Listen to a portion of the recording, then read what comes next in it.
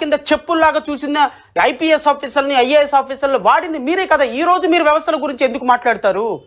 నేను రాష్ట్ర ప్రజలను ఒకటే కోరుతున్నా, చాలా సీరియస్గా ఈ రాష్ట్రంలో ఇంటెలిజెన్స్ వ్యవస్థను ఏర్పాటు చేసి విపి వెంకటేశ్వర్లు అనేటువంటి వ్యక్తిని ఈ రాష్ట్రంలో ప్రతి ఒక్క సమస్య కోసం ఒక పోలీసు లాగా కాకుండా ఒక టీడీపీ ఏజెంట్ లాగా వాడిన వ్యక్తులు మీరు కాదా సార్?